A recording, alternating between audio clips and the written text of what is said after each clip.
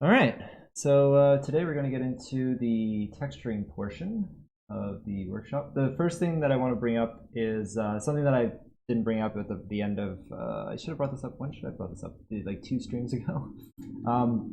Which is something I mentioned at the beginning, which is where I'm very like particular about having the character in the correct position and on the ground plane. So the issue that ends up happening when sculpting, even though we did that kind of alignment stuff at the beginning and we created that box to kind of like make sure everything is aligned perfectly, is we end up with we end up making it so that like we end up making tweaks and stuff, so then things get shifted around and they're not exactly in place. So sometimes you'll get the feet a little bit off, they'll be a little bit above or a little bit below.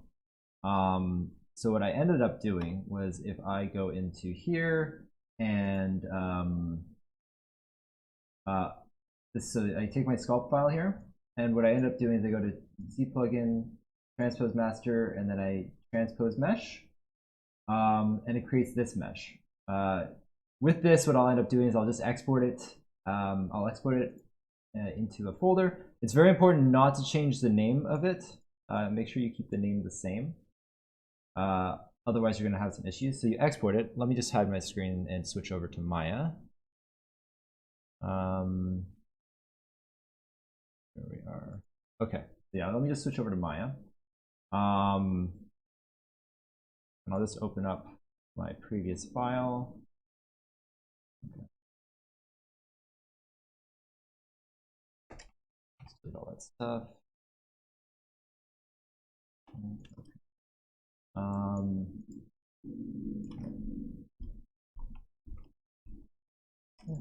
And thank you for your patience, by the way. ZBrush, textures, sculpt. Okay, cool. All right. So what ends up happening,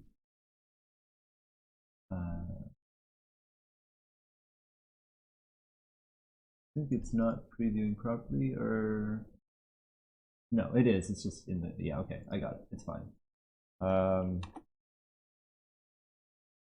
I guess it's not preview. Oh, because they already updated this. Hold on. Let me just gotta like revert it to make it look like it did before. Which is funny. Okay. Kind of pivot. All right, I'll show my screen again. All right. So you end up bringing it into Maya, and the problem is that in my case the foot was extending a little bit below the ground. And what I ended up having to do was I brought in that mesh. Make sure when you bring it in, don't delete any of these things. These nodes are very important. They're all the groups that determine the different subtools in ZBrush. So if you delete this stuff and export it and bring it back over, ZBrush won't know how to convert this back to the original mesh. So don't delete those. And what I end up doing is I take my low poly as a reference. So I go and I isolate selection on this, and I take my transpose tool, or my pivot, right? And I make sure that it is lower, like at the lowest point of the foot. It doesn't really matter where it is in the Z, but what matters is the lowest point.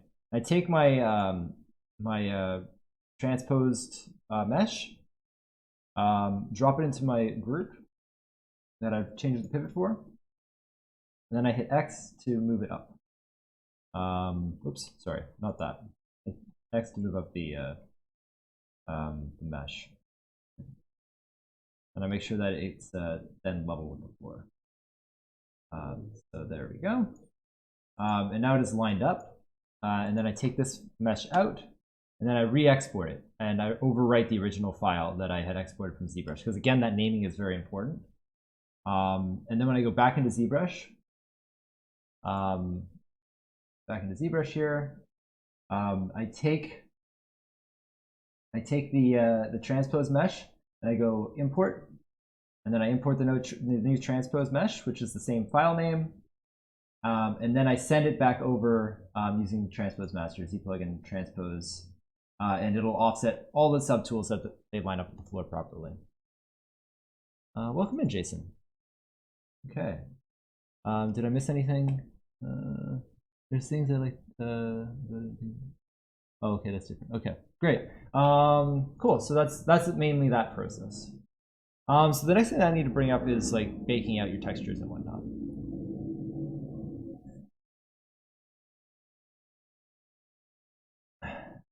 Okay, so what I end up doing for baking is I will decimate the whole model. This isn't the decimated model, but I'll go through the process and decimate each piece.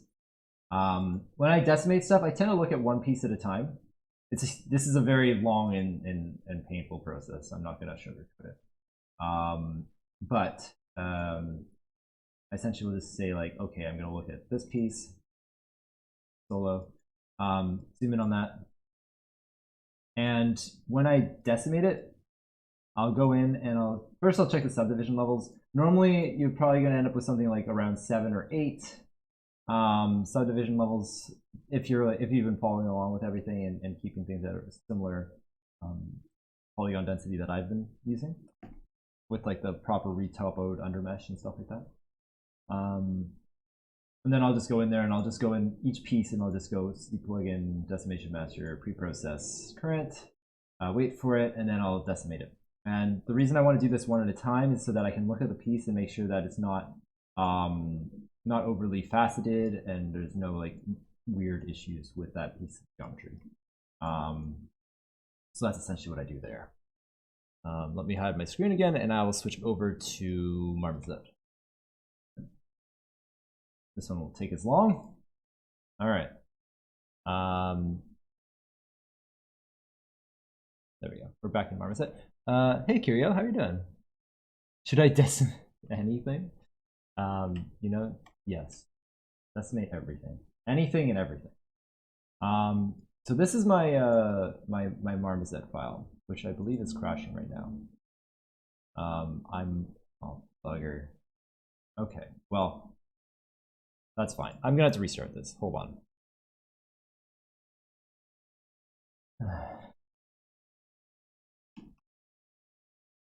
I have this issue with Marmoset. I don't know if other people have this issue, but it tends to crash if I leave it idling too long. Like if I leave this tool and then come back to it, it often crashes. But that's okay, because now we can start from scratch. And I can actually show you without, like, I can just show you the whole thing, whatever. Okay. Hold on, let me just re-import this nonsense. Right. It'll just take a second to import. Classic Marmoset. There you go. Decimate your enemies, it's true. This Marmoset is such a tool bag, you're right. You're right, it is. Alright, I'm gonna show my screen again. It's just loading. Let's give it a minute. There we go.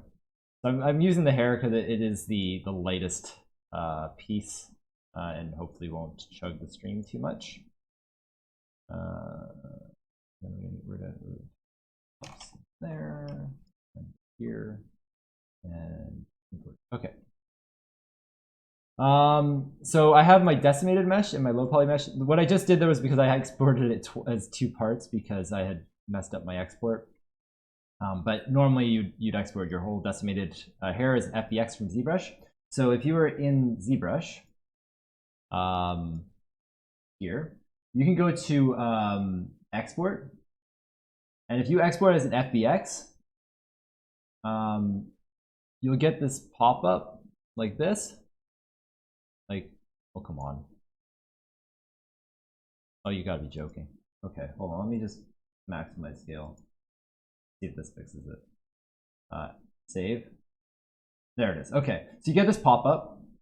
And if you select visible, all the tools that have the visibility on will be exported. And this is how I export my decimated models. You have to be very patient with this because if you click off of ZBrush, it won't continue the process. So you have to actually like leave your computer and let it run if you're exporting an FBX because I don't know what's up with the process, but if you're like doing something else on your computer, it will not. It'll just stop operating. It won't do the next operation until you've selected ZBrush again. So when you're exporting an FBX, you kind of have to let it run for a while. Something to keep in mind. Okay, so we're in here, and what I end up doing off the bat before, like I'm moving stuff around right now, but in a lot of cases, it's going to be pretty heavy and really slow because you have a pretty high decimated model. That's just going to chug the whole thing. So what I end up doing is I always hide the decimation first. And oftentimes, if you have a material assigned to your low poly, you almost always will. I'll take the default and I'll just apply to everything because it's just easier to see what's going on. And when you test your bakes and whatnot, it just works better. So what I end up doing is I take this and I just go through each piece, right? So the ear tufts or whatever. So that's this one. And then I'll go in and I'll move it and offset it. And I'll go to the next one. This one is that one. That lines up. If you don't have the proper naming done, what you can also do is you can just select it. Select the next one in the line. I've already made a mistake, I can see. Yeah, I made a mistake. All right, well, we'll just use one that's clear. So basically, I select it, and then I go here and I go Control-click on the object, and it'll select the low poly that lines up with it, because you're just clicking the same place. When you select a mesh, you get a little bit of a highlight. So I can see like I've highlighted the eyelashes, and then I can Control-click, and then select the low poly object and move it off. I like doing it this way just because I just get a better bake out of it. You can use folders and stuff like that too. I just don't like working that way. That's really up to you, but this is kind of how I go about baking my meshes out. You could, yeah, again, like if you have like the same names for your high and low poly, they're exactly the same, you can put them in two folders and then have them line up. I believe that's how it works in this, as well as Substance. I could be wrong about that. You might also need to like use different bake folders, but I like to just keep it simple and just break things apart. It just works better for me. Mistake. Yeah, I make plenty of mistakes. Let's be real. Mistakes happen all the time. That's just how it goes, right? But yeah, this is actually supposed to be this piece. But mistakes are made. Anyway, so I go through that until I've selected all the parts, right? I'm not going to go through all of them because it's not really necessary, but you get the idea. Once everything is spread apart, I create my bake folder. And I take my high poly, drop it into the high poly group. I take my low poly, drop it into the low poly group, and then what I go is, sorry, my mistake. Don't put the high poly in there yet. And there's a reason for that. So if you go into the low poly, you can see you've created this mesh. They get this kind of framework here.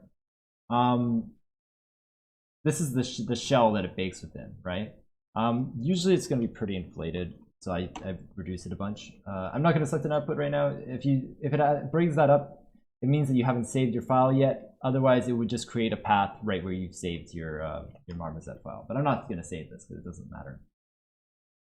And the reason why I didn't want to bring the high poly in here is because every time you change the shell, it'll lag because it's going to search for your high poly mesh every time you update the shell.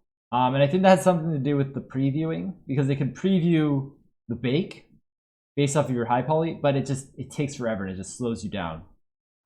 So what I do is I just take the high poly out, adjust my shell accordingly, and then drop the high poly in. I could also like turn on the high poly to make sure that everything is within the cage.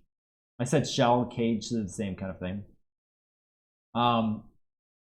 It's very important that all your high poly mesh is within this shell, because if it's not, you're going to get little black spots on your bake. So once you get a general shell that's in a good place, you can go in and you can kind of paint your offset. And you can say you want to paint a value of, anything like 50 is normal, and then anything below is going to like pull it closer to the mesh, and anything and anything that's higher is going to pull it away from the mesh. And that's it. So then once I've done that, I take my high poly, drop it in. You'll also notice that in the, this is something I mentioned last week, and I'll mention it again now, is that the hair uses a vertical texture sheet. So that means that it's thin in the X and tall in the Y. So it's a 1024 or 2048 by 1024 is what I'll be baking. But you'll notice that the UVs are in a square. In order to bake the texture, you have to make sure that it fills the whole square. So what I do is I just double it out in the X to fill out the space. But when I go to actually bake it, I go in and I select the when I go in and I select 1024 here. So I say like the width will be 1024 if it's a square map. And things I normally bake out of here are my normal map, my normal object, which is my world space normal map. I don't know why it says object, because I guess it's technically an object space, but for some reason in my head it's a world space. I think it was just a naming thing from back when. Curvature, ambient occlusion, not material ID. I do object ID because I have a bunch of different parts here, right? And I often like to bake out the wireframe as well because it's good for the next part of the process. And a concavity map, which is a cavity map. I don't know why it's called concavity, but it's the same thing. You can't, from what I know, you can't really bake this in Substance. So I like to bake it here.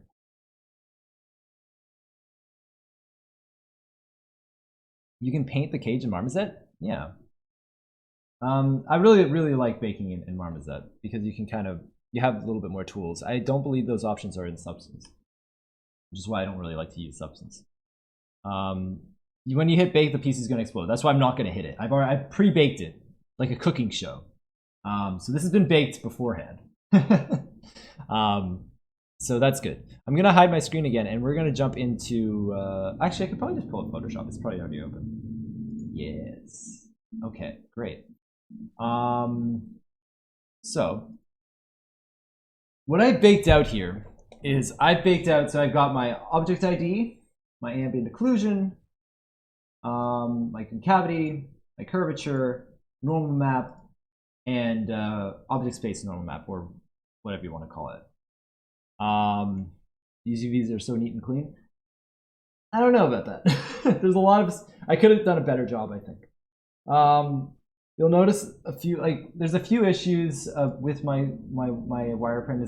There's a lot of things that are packed here, but there's a lot of empty, unused space in the corners. I think, sometimes you just kind of got to call it because it's just taking too long, and that's kind of where I ended up with this. But if you really wanted to dive in, you could probably do a little bit of a better job, because the issues is like I have this big space here and here, but I have really tight, everything really close together here kind of thing, right? So that is something to look out for. I wasn't gonna go too crazy because at the end of the day, there's only so much you're gonna do, and it's only gonna matter so much, and you have to kind of gauge how much time you want to put into a thing. But there are issues that I could have done a little bit better, right? Like I could have moved this up here, and I could move that down here, and that would have been betterly spaced, would have had better spacing, and I could have moved stuff around and spread that out a little better. But yeah, it's just something to keep in mind.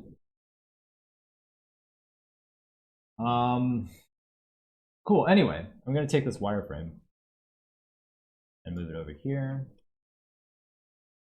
So I need that, and this is going to be set to the screen.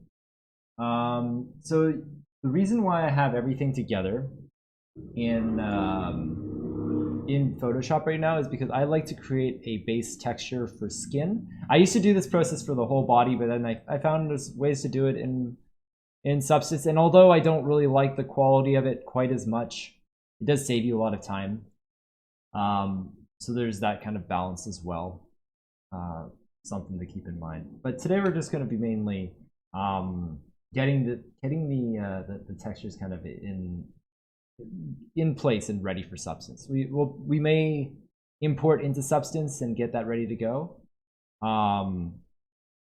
but we're not going to delve deep into Substance today. Substance will be next week.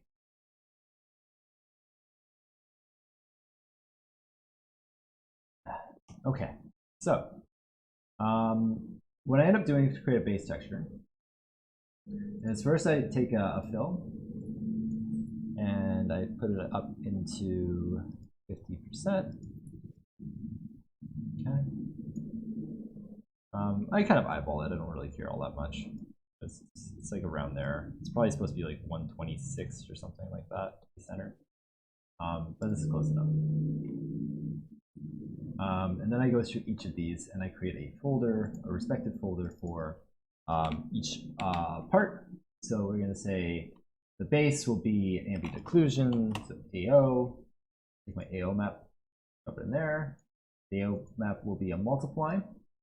And I usually just drop that down a good bit. So this is going to be like, 40% or something like that. And then what I'll do is I'll take concavity, which will be the same kind of thing. The reason why I put these in groups is because the bake will have a certain degree of errors in it most of the time. And this will allow me to add a layer and kind of like clean up any of the texture maps I want to here. At the end of this, if I do make any changes, I will export these out as separate files for substance afterwards. Yeah, so when I originally baked it out of Marmoset as well, this is all separate files. You can bake it as a compiled Photoshop file, which is what I probably should have done. So when you're baking, you can say I want a multi-layered PSD, and it'll put all your maps into the same Photoshop file, which is handy for this kind of thing. Yeah. But again, yeah, there is some areas that you get some errors like around the mouth, between the fingers, and things like that. So I like to do it this way so that I can kind of clean it up. I can see if there's one here. Yeah, this is a really bad one actually. This would actually be a rebake, I think, but because of time, I'm not going to. I'm just gonna fix it up in here, call it a day. But if I need to fix stuff up like that, I just take this, pull it out. I also changed the wrong thing to transparent. This is supposed to be 40, and this is supposed to be normal. I put the settings are supposed to be on the folder. And the reason for that is because then I can drag it out and I can look at it and do stuff like this. So basically I can go in here and I say like, okay, the AO map is a little bit messy, so I can just go in here and I'll just paint it out. Again, like not everyone's gonna agree with doing this. I think it's fine to just kind of like go in there and just paint out any of the major issues. But some people are gonna be like, no, it's gotta be perfect and bake every time. But I don't care. So you gotta just do you, whatever. The big issue with this one is that there is little indentations in the cloth there, which I'll just have to kind of paint in manually, I guess. But because it's so small, I just don't care. Right. Yeah. Okay. That's good enough.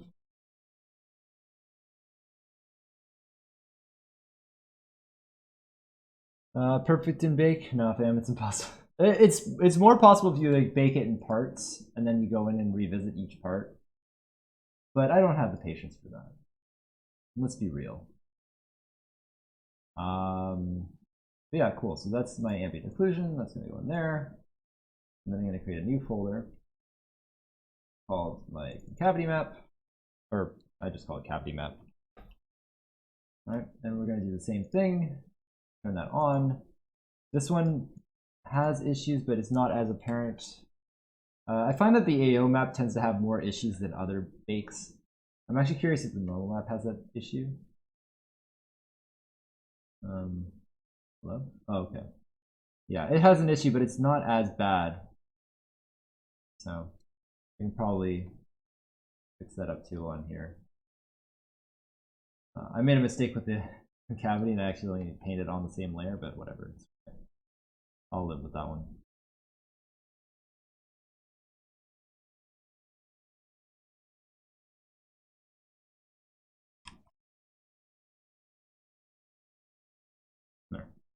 That'll do. I was trying to bake for like 3 weeks. Hold on, I missed a bunch of stuff. It's doable until you got like a creature mecha robot with 500 parts, then it's done. Yeah, like there comes a point where there's like little parts you just don't care about, you don't see, and you're just like whatever, right? That was what I tried doing. Then I did it the first time, baking individual parts. Talk about a nightmare. Yeah, it's just, yeah, it's a huge pain regardless. So, you know, pick your battles. Okay. The normal group isn't going to be part of my base texture, but I keep it in here because when I'm fixing stuff up, it's nice to have all my textures together so that I can just fix them up in as one, and then I'll export them after. Yeah.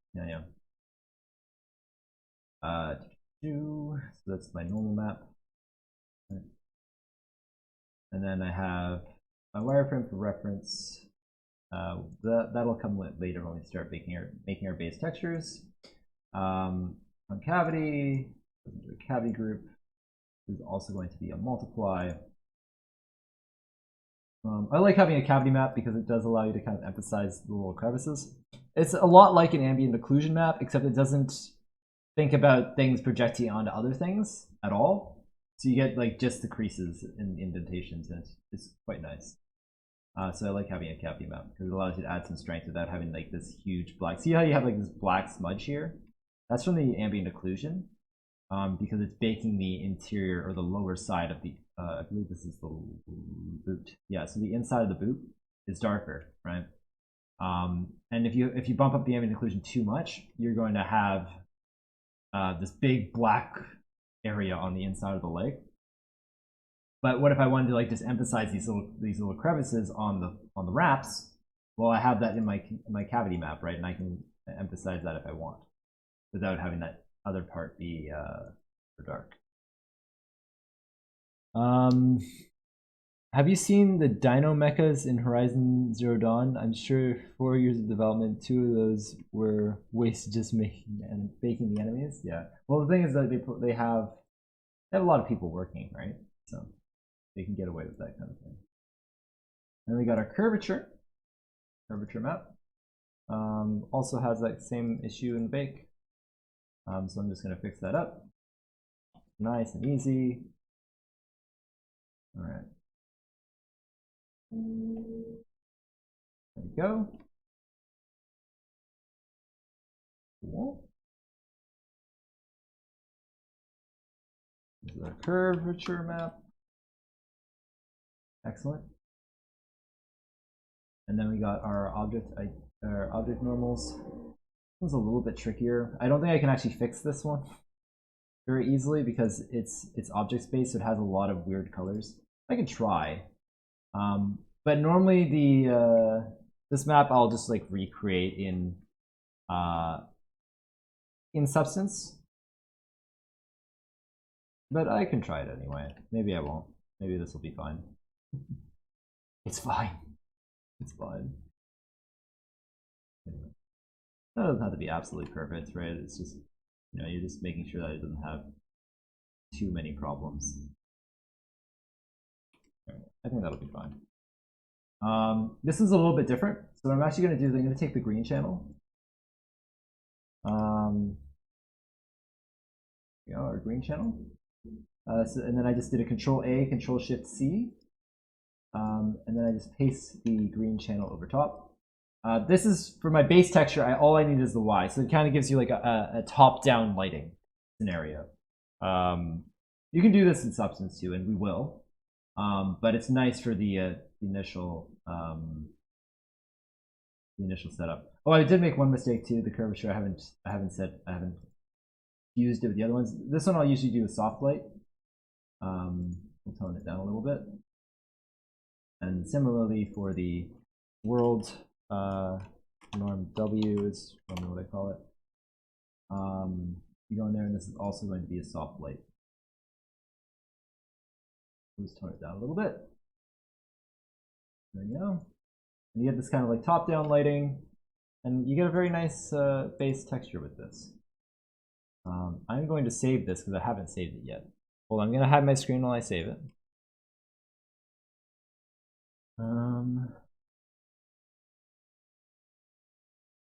Okay, good. I thought I would go to a work folder, but it didn't. Nice. And this is going to be base color. Bake base color. So I just save it like that. Okay. There we go. So I saved it as a bake base color because I've named the body bake underscore etc. etc. You can call it whatever you want. Great. So the next big thing, we're gonna start painting some of the skin. Hey Clev, that's going all right. We're just talking about texturing today and getting some base stuff done. So what I'm going to do is I'm going to now select all of the skin areas. Having the UVs here is nice for this purpose. I could also use the object space or the object ID map that I baked out. This is better used in Substance. Here it's a little bit finicky because like you got to go in and pick all your different stuff, right? And it's not the most ideal, I would say. I could. I mean, yeah, I could.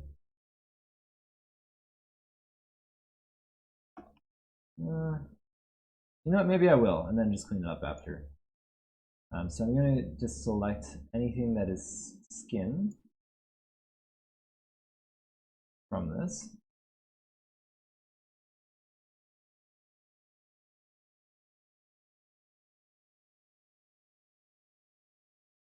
You kind of have to remember which parts for what, which can be a little bit tricky, and I'll probably make a mistake.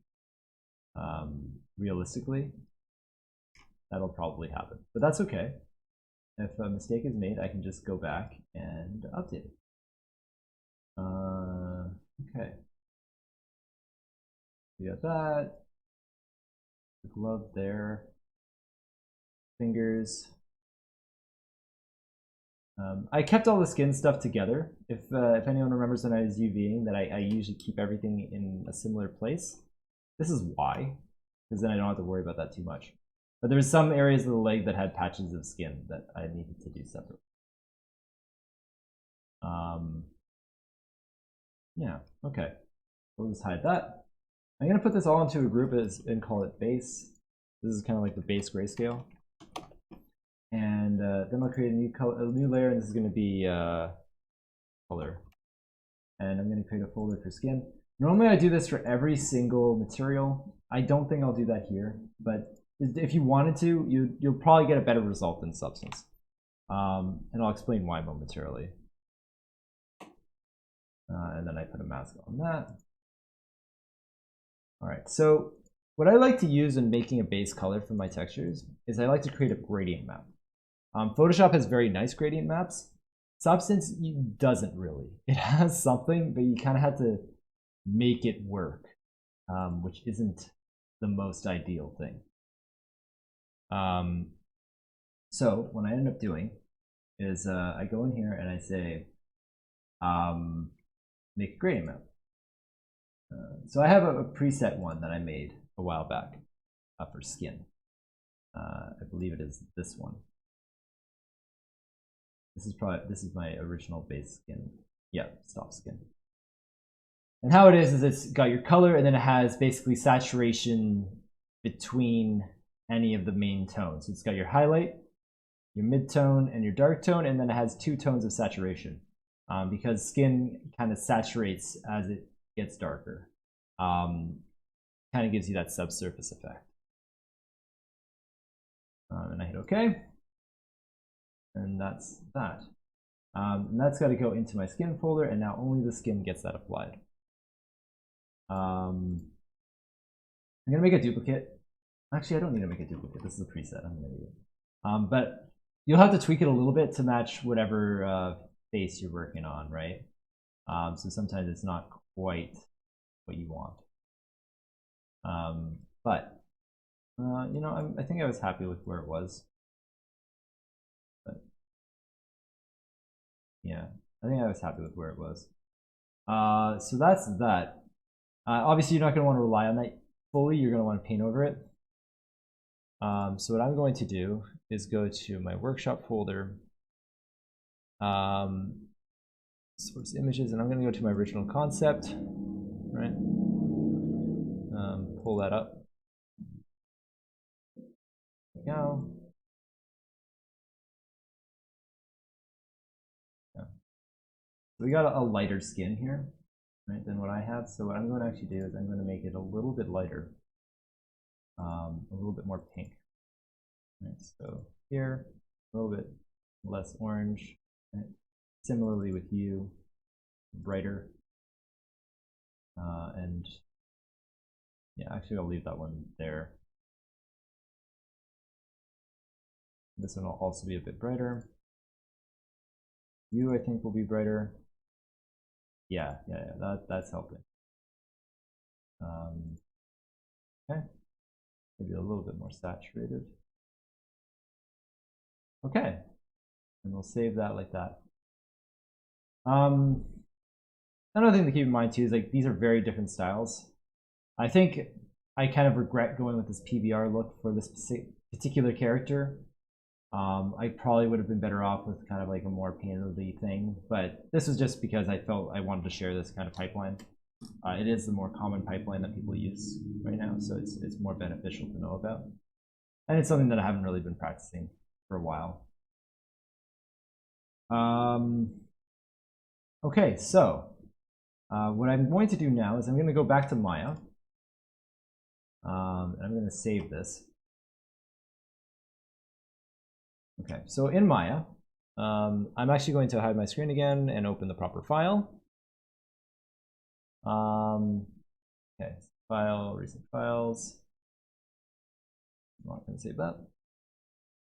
Okay, so I'll show my screen again. All right. In here, what I want to do now is I want to apply the proper materials for the proper areas. So hair, that has its own material. So we're going to hide that for a moment. Also the eyes. The eye area inclusion also have their own materials. So that means that this stuff has its own material. So we're going to go in here, we're going to go here, assign new material.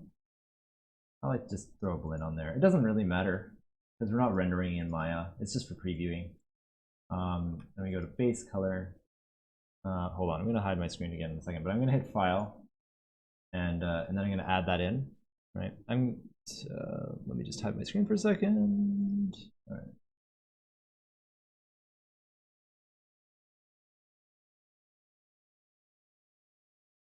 I'm just going to apply the base color that we're creating currently. This is how we get an idea of what it looks like on the model. I'm going to do the same thing for the normal map. I'm not going to bother showing my screen right now because I'm immediately going to go in and just pop that texture in there. Okay, so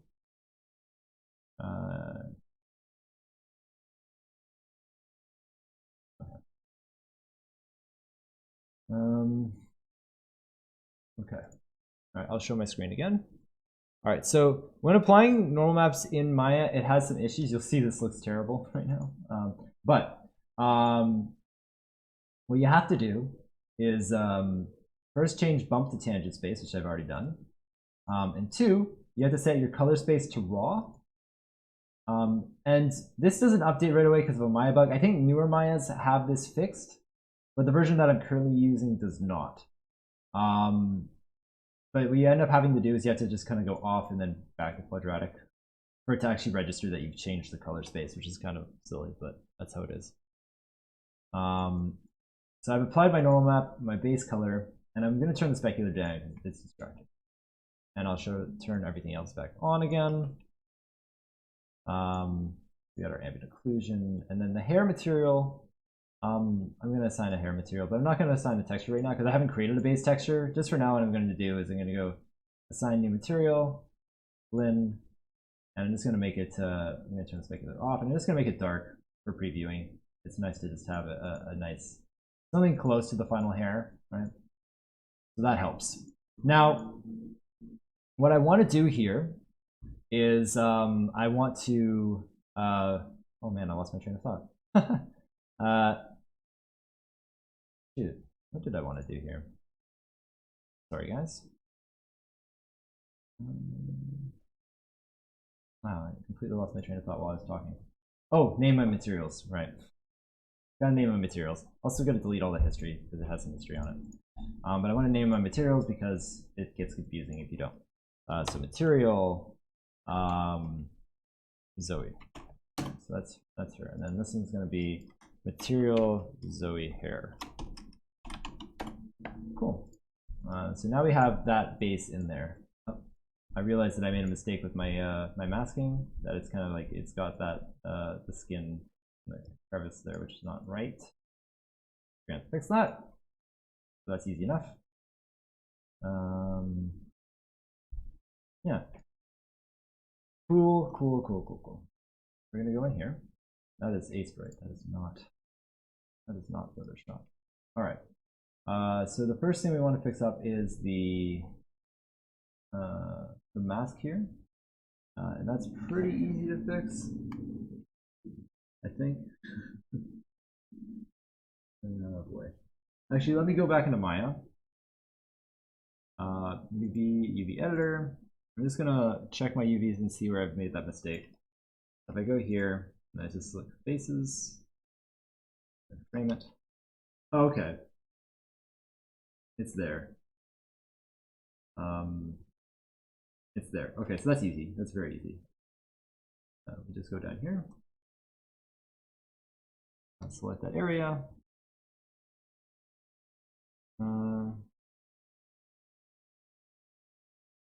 Definitely have to jot that down in the notes. Which one? The normal previewing?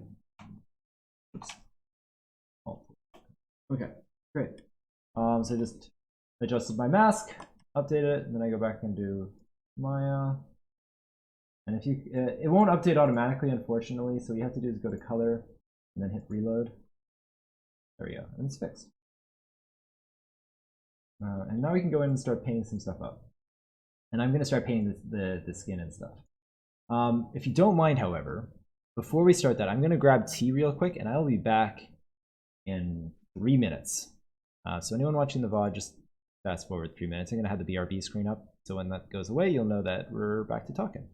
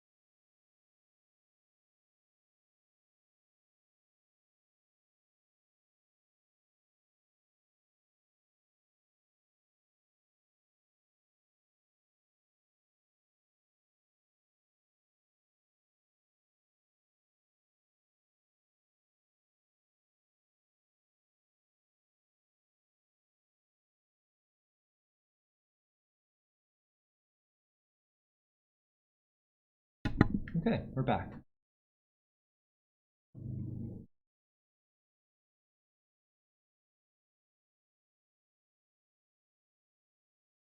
All right, so we're going to carry on with painting our textures now.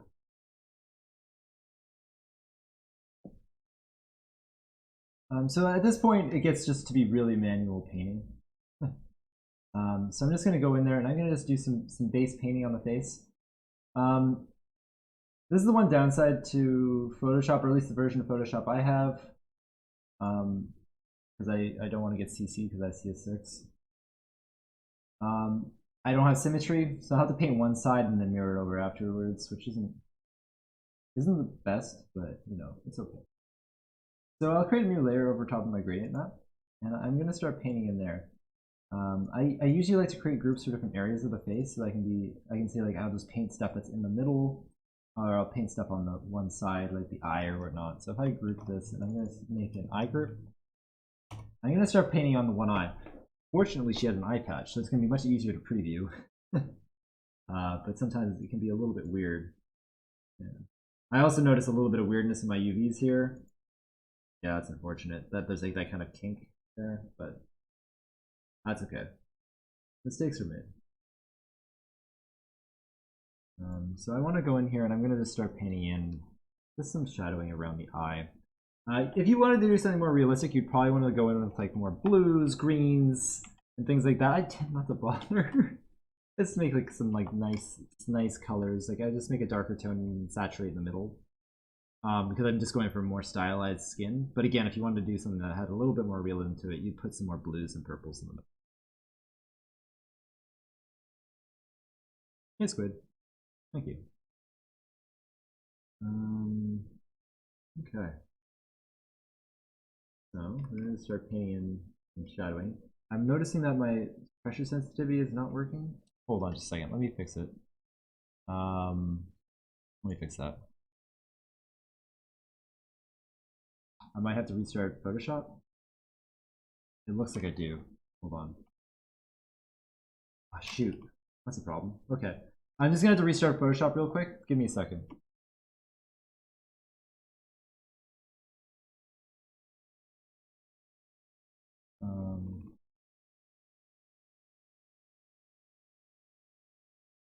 I just have to reset my tablet because I think that I haven't used my tablet yet today, so it's probably just needs to be reset.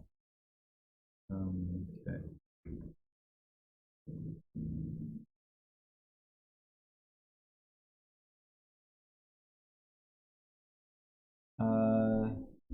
Did you design it yourself? Yeah. How do you decide Photoshop versus Substance on each project? I use both for everything. How are you doing, Square?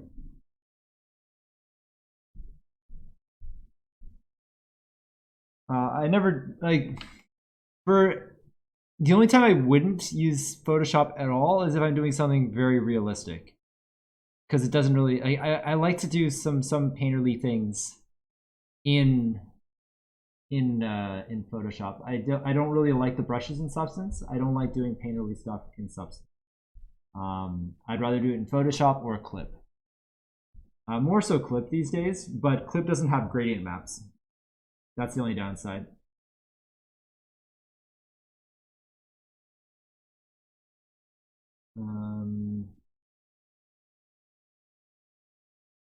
Let me just do a quick test to make sure that this is working, and then I'll share my screen again. It's not. Oh no, this is a problem. Oh, you know what it is? I'm really stupid, guys. I had it disabled in my brush! I forgot I changed my brush yesterday.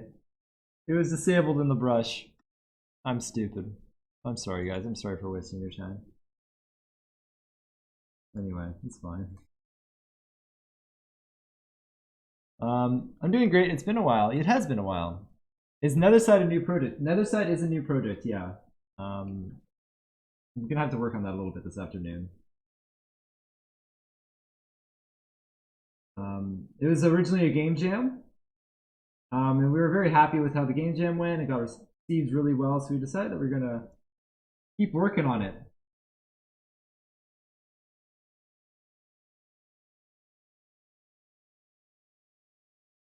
Are you just seeing that in the down below icons?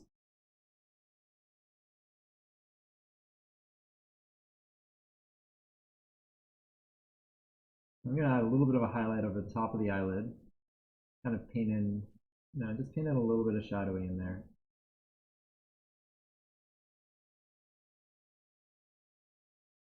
And also, I do want to make sure that the inner eye is very dark. In fact, I might even paint it full black.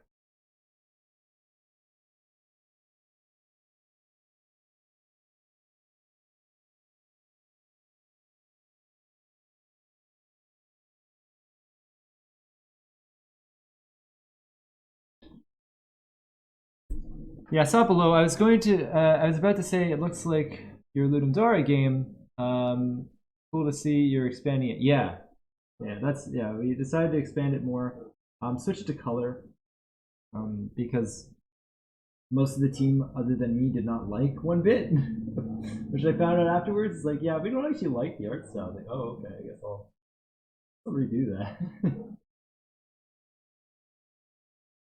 So it's colored now.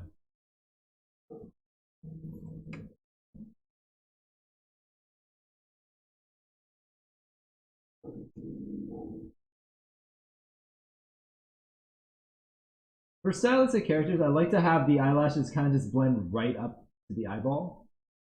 Obviously, you wouldn't do that on a realistic character, because you have that kind of like fleshy part between, like the underside of the eyelid is flesh, right? Obviously, there's not hair growing out of it, or else it'd get in your eye.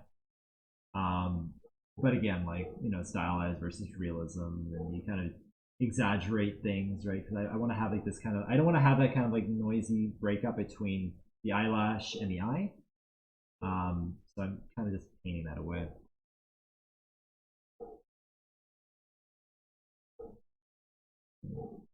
Another thing I like to do is I like to add a little bit of redness on the lower eyelid. I like to just kind of like exaggerate that. This is kind of a new thing that I like doing, but I really like to emphasize that kind of like saturated red underneath the eye.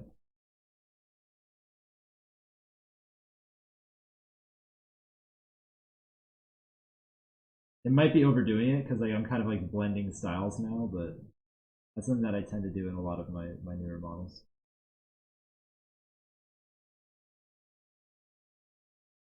We're gonna see what that looks like.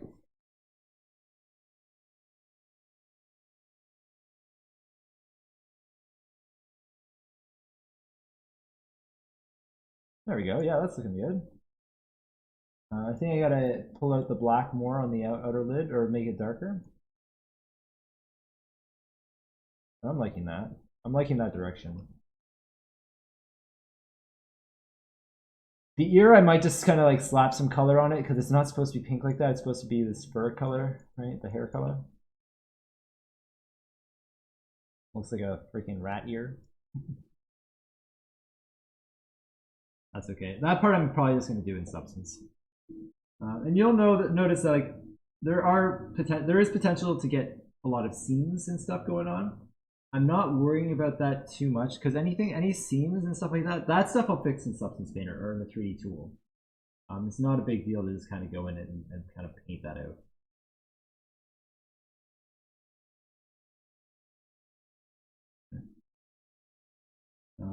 And once I have like a base, I start creating other layers and stuff.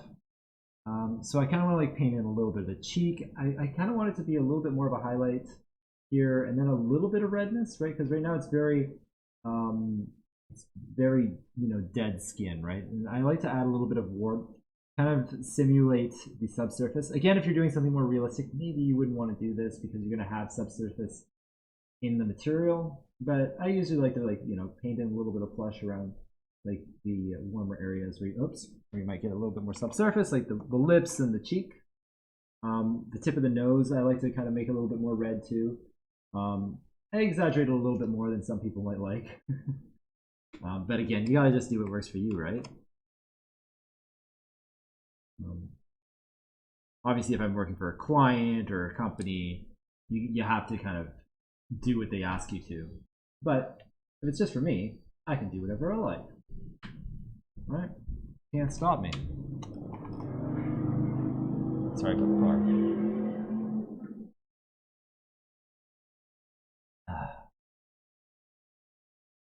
And if anyone has any questions about what I'm doing, just feel free to ask. We're probably just going to finish up painting the face and stuff, and maybe we'll set up our substance file, and then we'll be done for today. Okay, so we're going to go back to Maya and have a quick look at it. All right, so that's already feeling nice and warm, right? I want to get rid of some of the stuff going around the mouth, paint in some of the lips and stuff like that, and get that figured out. But the nose will be its own thing. There's also a little bit of like just on the other side of the eye, there's a little bit of an oily spot that I usually like to emphasize as well, so I'm going to do that by adding a little bit of a highlight. So I'm going to go in here and I'm just going to brighten that up. And I'm just going to paint in a couple little highlights. So this area is a little bit more oily. Just paint that out. Why is it not working? Oh, wrong color.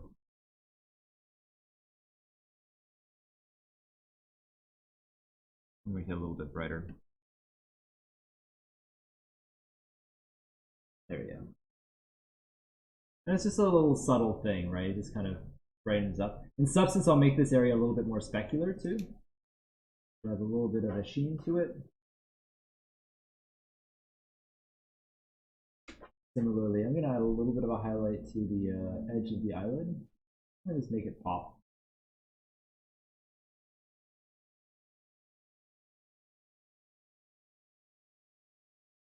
Save that. And we'll go back to Maya, reload it. There we go. And I'm appreciating this. I think it's looking all right. I'm gonna again do the. I'm gonna go in and I'm gonna adjust the ears because the ears kind of bother me as they are. So I'm going to go in and hit wireframe.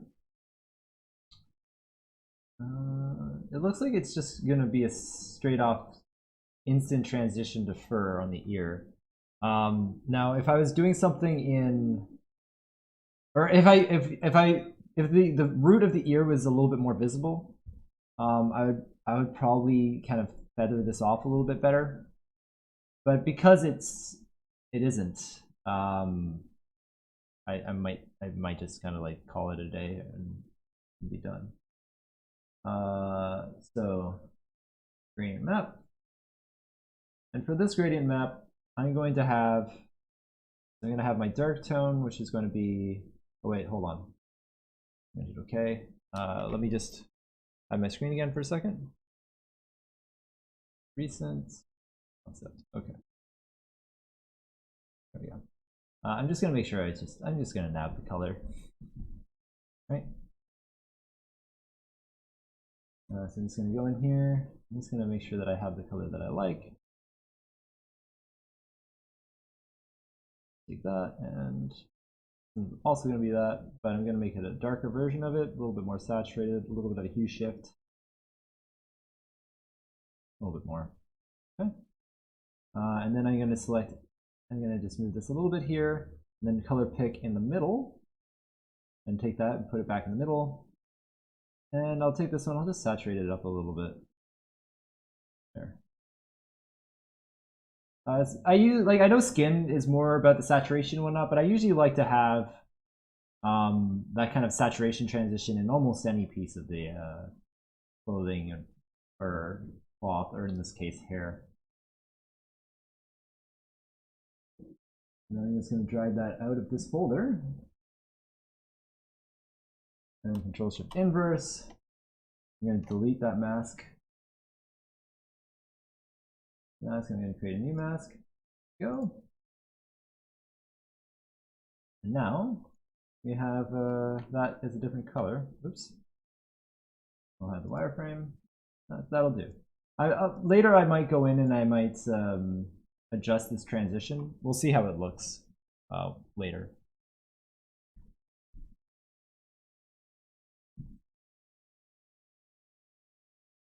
think I need to adjust the levels on that. I'm gonna pull this down a little bit. There we go, yeah. I'm gonna pull that up a little. Yeah, it was getting to the dark too soon, I think. Okay. Save it. And okay, that's good. Let's work on the nose a little bit. The nose and maybe mouth area. Kind of anything that's down the center line.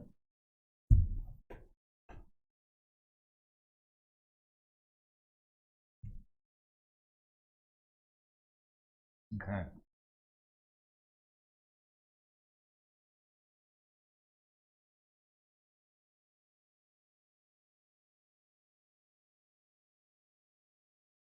I like to just kind of darken the nose area, like I was saying, right? I like to make it a little bit more red, a little bit more saturated. But that's kind of a stylistic thing. You kind of just got to do what works for you. The other side of the nose is going to be dark. I'm probably overdoing it. I like to kind of go a little bit heavy-handed at the beginning and then pull back afterwards. Not hard to do. Like I might add a little bit of a highlight down the center of the nose because now it's a little bit over. Go. And then we have our. I want to get rid of this kind of like dark shadow in the middle there. A little bit too intense, you know. And I might make, you know, actually I might have a layer just for the mouth. I'll just call this nose. And then I'm going to create a new layer for a mouth.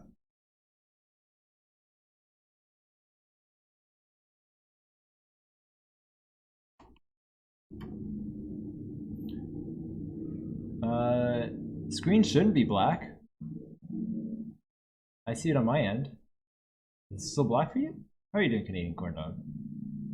I made it black for a moment to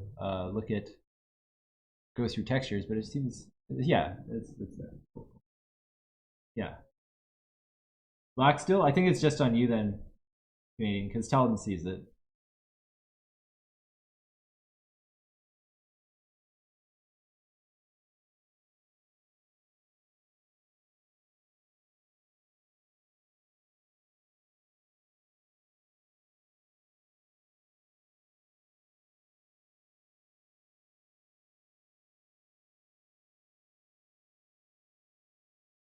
So I'm just going to paint in the lip texture a little bit.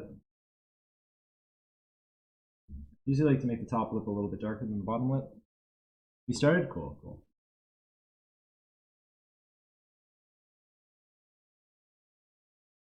I'm just going to paint out those little corners. All right. Oh, that reminds me. Normal map, this is important. This is a little tweak that I do in the normal map. The normal map gets a lot of noise around the corners, and when the mouth opens and closes, that's going to look really strange. So what I actually end up doing is I go in there and I paint that out. So I just actually like take this and I just get rid of those little like really saturated lips. I just kind of paint those away. They're not really needed, and they kind of create this artifact. Similarly for the inner lip of the mouth here, I tend to kind of like get that to go away a little. Yeah, just something to keep in mind, because like that's gonna look a little bit strange, and I like to kind of soften that off. I'm also kind of skeptical about the eyelid here. I might just go in and, let's do it. I'm gonna go in and paint it a little bit, kind of get rid of the stretching.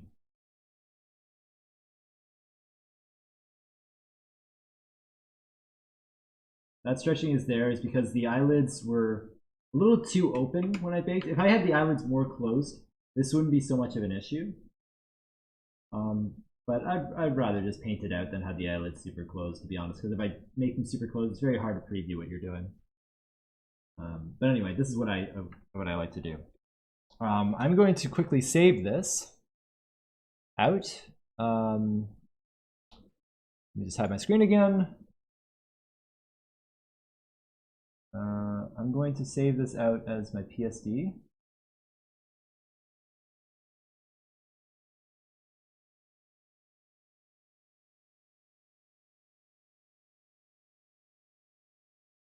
targets. I'm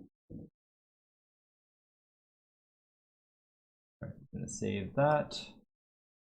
Okay, hold on just a second. I'm just applying materials real quick.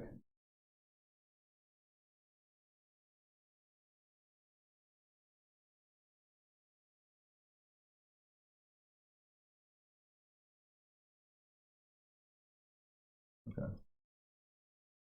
I'll show my screen again. There, great. So I'm just updating the normal map. So just making sure things still look okay. So I've kind of taken away the little corner parts, but I want to make sure that the mouth didn't lose too much detail. So that's just, yeah, that was the only thing. Similar with the eyelid. Eyelid still looks fine.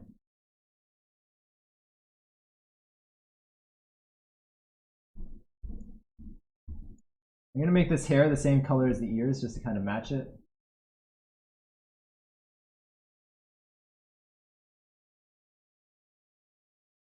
There.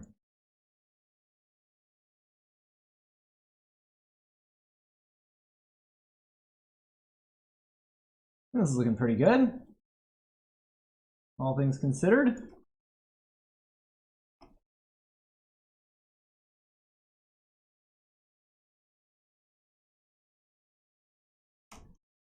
Pretty good, yeah. I want to save the color. I don't think the color did apply, right? But I didn't see. Yeah, I think I could maybe intensify the lower lip a little bit more.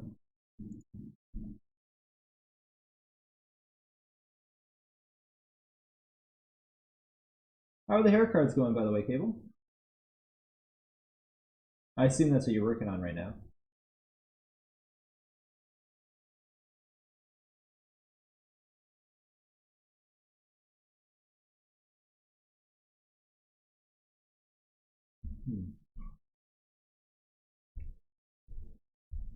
Get rid of that little, like I said before, get rid of those little artifacts.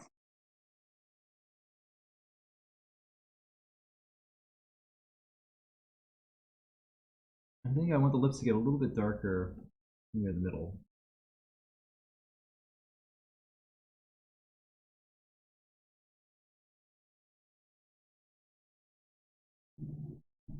Okay. I'm trying to make them good since it's the first time I've done them. I want to take my time. That's fair, but also the first time you do a thing, I think it's good just to get through the whole thing, and not worry about it being perfect, because then you understand the whole process and how it transitions from 2D to 3D. I would recommend doing that at least once.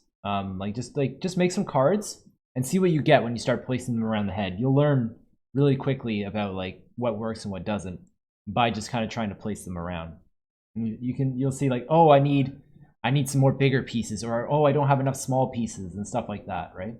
Do you need to care about the balance between texel density for each UV island for character creation? Yeah, it's important. Yeah. It is important to make sure that it's the same. Well, not the same, but like using it where it is. Like I give more texel density to the face than the rest of the body, for example. Or if I have like little items like this little medallion on her cloak there, that one I provided more texture space than other parts of the body because it has like a tiny detail that I want to kind of not be muddy, right?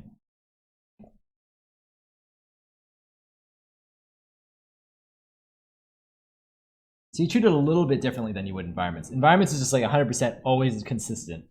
From my understanding, at least, I'm not an environment artist. But that seems to be the more important thing.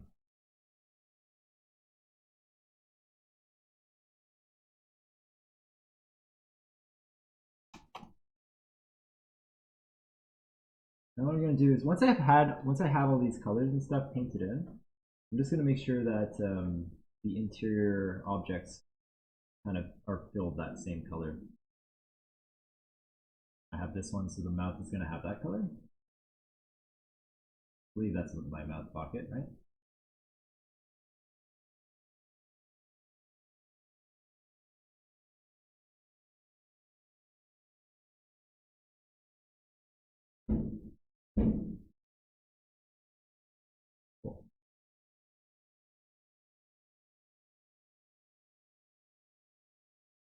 Save that out. Hop back to Maya. Color reload. Awesome. Yeah.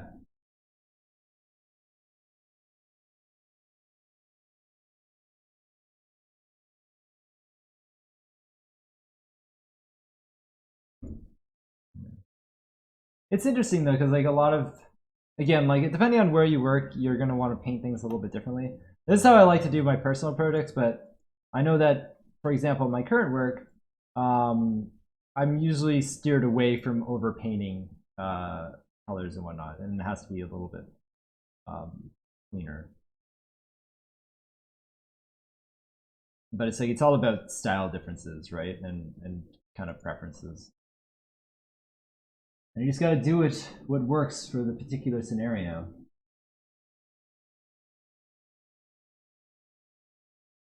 And I'm going to create a layer for the jaw.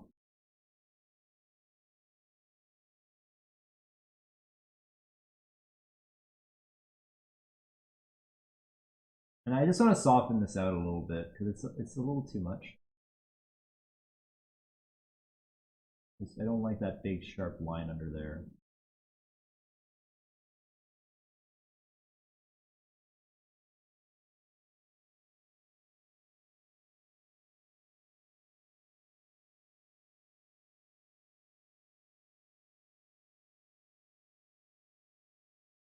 And there's a few additional things I'm going to do to the skin in Substance as well, but we'll get to that later.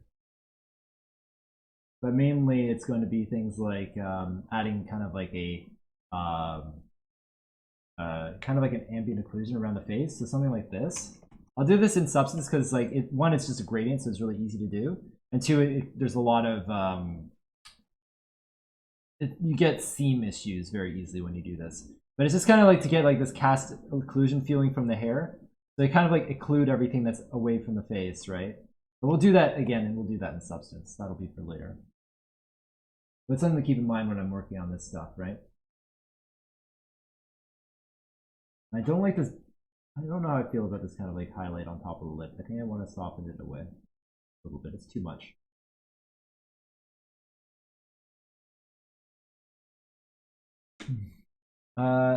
Kohishi, you have Substance Designer and yet you prefer texturing in Photoshop? Yeah, I prefer to do hand-painted stuff in Photoshop.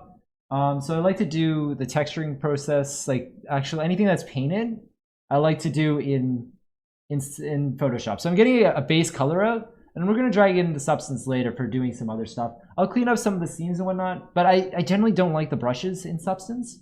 So if I'm doing something painterly, it just doesn't feel good to use Substance for me. So I'd rather just do it here.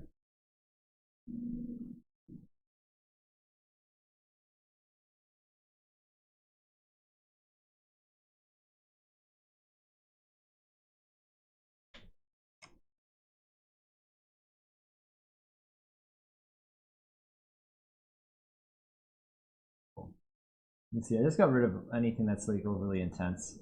I might update that normal map later, because that normal map seems a little bit too much, but whatever, I'll leave it for now.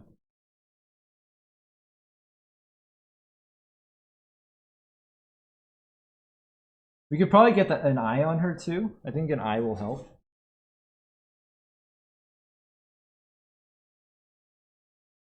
What I'm gonna do is in Photoshop, we're gonna create a new thing. So file, new. I don't need something this big. I'm probably just gonna do something 512 by 512. We're gonna just quickly make an eye texture. Okay.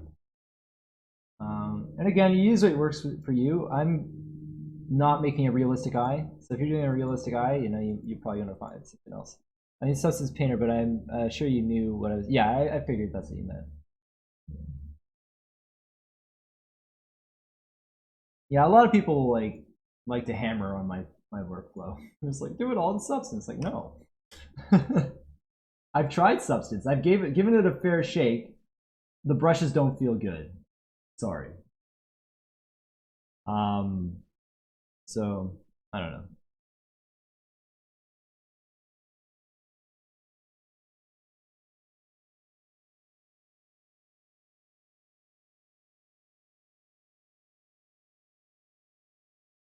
I'll probably give it another go again later, but for now, I like to do my painted stuff here.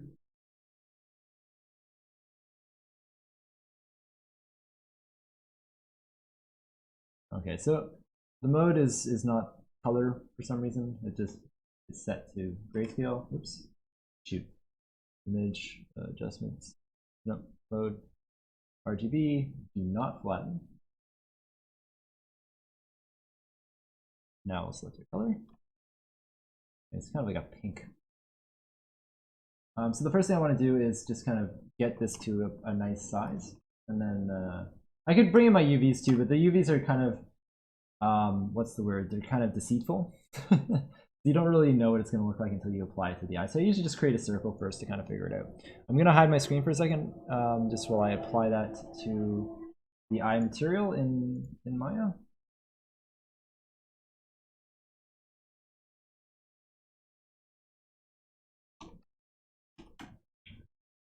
I'm not worried about the normal map or anything. I just want to apply an eye texture, get a general idea.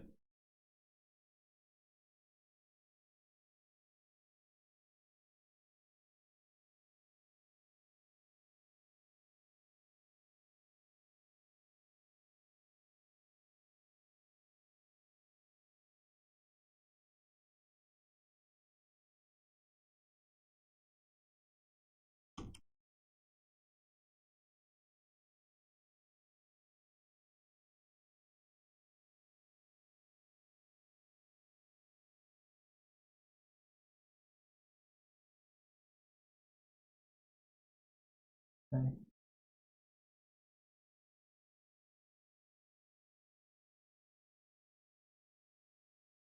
Thanks for bearing with me. All right, cool. I didn't mean for to bash you for. No, I didn't get that. You're good. I just never textured anything in Photoshop or any 2D software since it felt easier to do. Was wondering what are the advantages of texturing 2D. The advantages of texturing 2D is purely just the brush feel. Because it's a painting tool, it's made for painting, whereas Substance is not. So the brushes just don't feel as good. They're a little bit clunky. And I feel like Substance also has more lag too when I'm trying to paint stuff. For metal and stuff, do you also hand paint them, for example, if you make a stylized character game with PBR lighting? Not if it's PBR. It really depends on the style. Here, I'll pull up my portfolio really quick and I'll just go over which ones I treated in which way. How does that sound?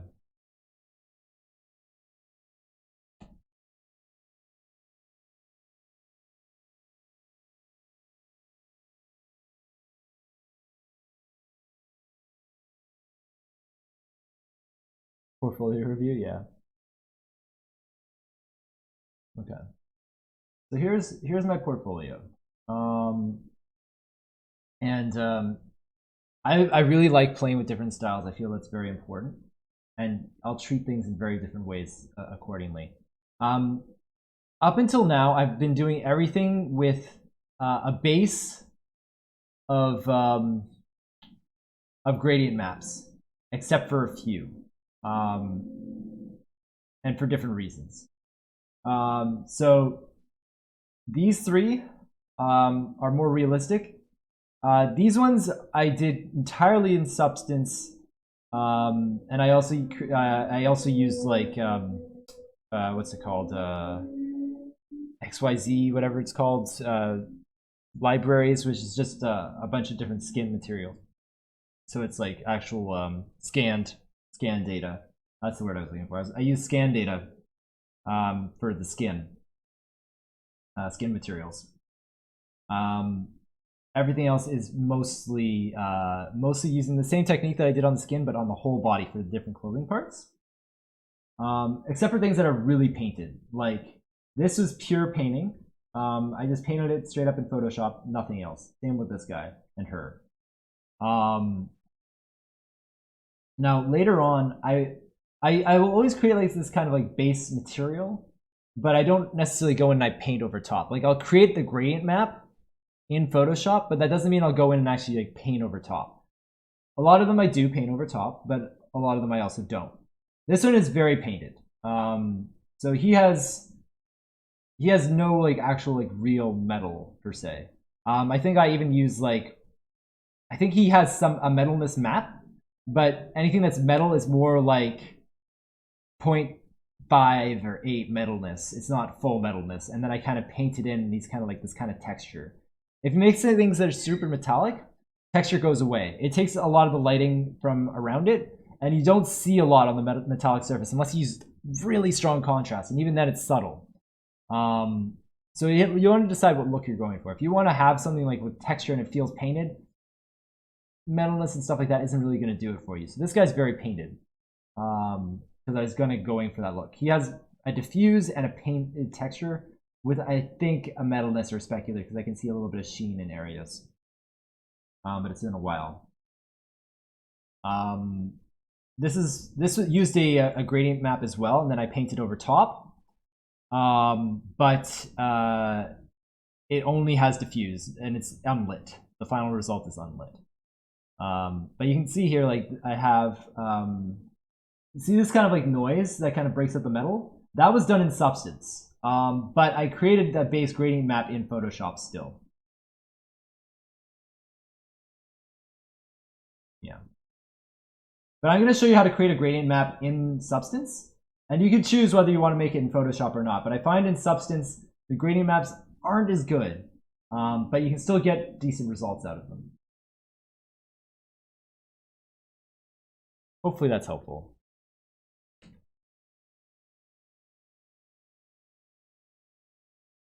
"24 comments on ArtStation." Oh, that's mostly like just people posted stuff. It's not comments. But yeah, whatever. That's actually a good size for the eye. I got it pretty much where I want it right off the bat. That's pretty good. That doesn't happen very often. I'll take it. All right. Now what I'm going to do is I'm going to do like an inner glow. An inner glow of this color. And I'm going to multiply it. Go. And then I'm going to do an outer glow of that color as well. And obviously it's a little bit darker, more saturated because it's the multiplied one. Normal. This is just kind of soften up the edge a little bit so it's not too crisp. Just, you know, just a little subtlety there. And I'm giving her a white pupil, which obviously isn't realistic or normal at all, but I want to do that, and it's going to have a bit of like a cat eye slit to it. Because I want to, and you can't tell me to do anything else. How dare you tell me what to do?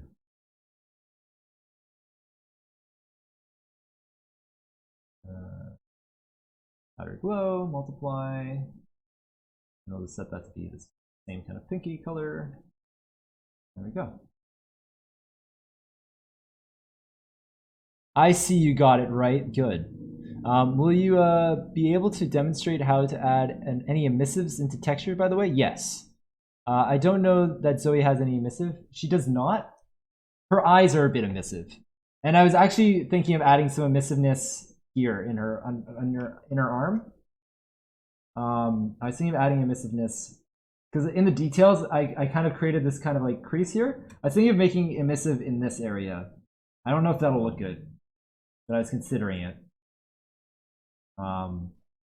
Yeah, but yeah, she doesn't really have emissive per se, aside from her eyes, but I can show you emissive for sure. Not going to tell you to draw realistic eyes on a stylistic character. There you go. No cable, bad cable. Down boy. All right. Okay, so that's that. And then I'm going to add a little bit of a gradient to this as well. Gradient overlay. And I make the dark on the top to kind of get this kind of like top-down lighting. Cancel. Hold on. First, I'm going to turn the opacity off. Then I'm going to take this guy and take that. Similarly, this. And this is going to be opacity 0. There we go. Then we're going to do a multiply. We're going to turn the opacity up. I'm going to flip it first. There we go. And I'm just going to change the scale of it to be a little bit more on the upper side. A little too intense, I think. I'm going to reduce it a little. There. And then what I'm going to do is I'm going to add a little bit of painting to this, right? I'm playing around with the idea of maybe having some sort of streaks and stuff in there as well, but we'll start by getting a little bit of a highlight.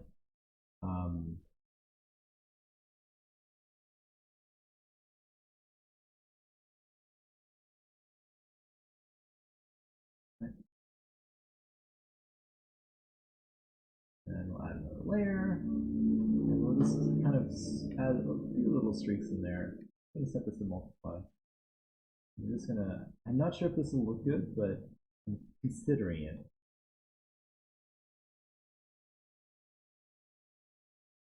Don't worry, I'll clip it to the circle in a second. I'm just realizing now that I didn't do that to begin with. I'm not sure how I feel about these. Honestly, I feel like I don't want to have these kind of details. Maybe if I make them subtle enough, then it'll look good, but I don't know about them. I might just get rid of them later. But you gotta like play around and experiment a little bit.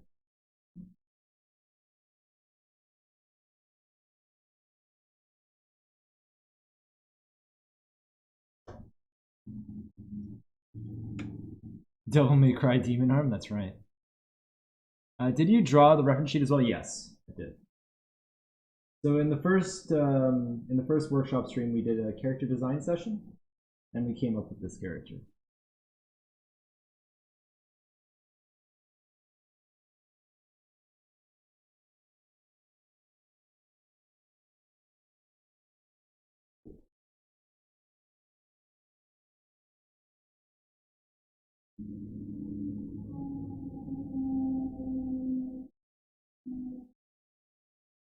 Let's see how that looks.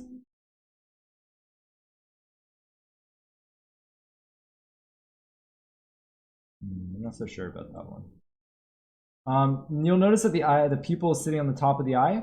I'm going to be using displacement in the material to make that look offset.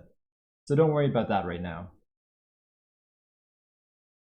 Yes, it looks weird here, but you kind of have to overlook it.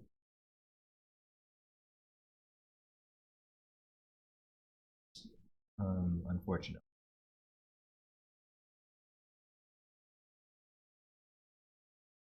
But we're going to, well, should we go into Marmoset setup today? No, I think that'll be next week. A little off topic, but have you tried UE5? Not yet. I'll offset you. Oh no. Standing in with the threats.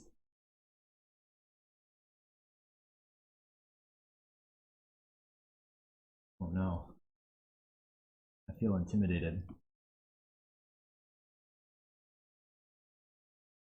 Does that mean I get a defense stat drop or whatever it is?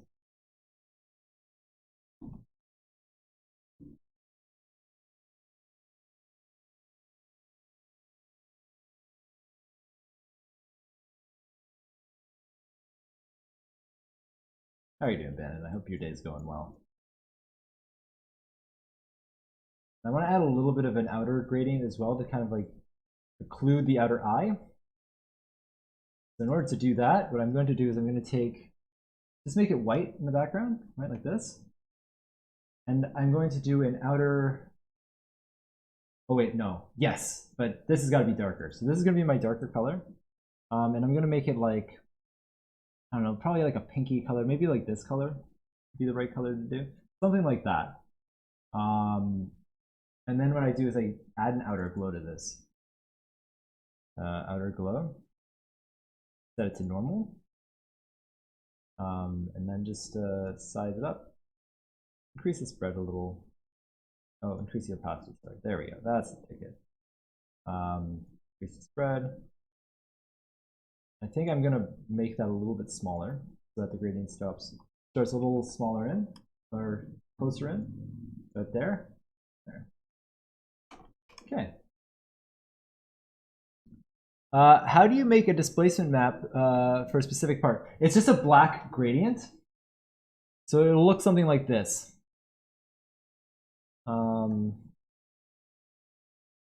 Paint it. So a displacement map will look like this. It'll take a little bit of back and forth to get it in the right position, but it'll look like this. And then the dark will get pushed back. I might even like increase the radius of that a little bit by doing something like this, where I basically pull that out. Actually, that's weird. Oh, this is my opacity. Okay, yeah. So something like that, and then just kind of like pull it. And again, it takes a little bit of finessing to get it right.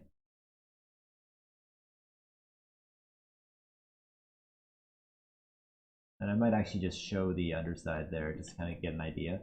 I think it's gonna have to be a little bit oval. I've never tried making it oval before, but it might have to be a little bit oval because the pupil shape is a little bit elongated. So I'll have to play around with it. I could even maybe take the pupil, make a black image, and then kind of create a gradient out, similar to how I created this white gradient. But I'll have to do that once we get to Marmoset.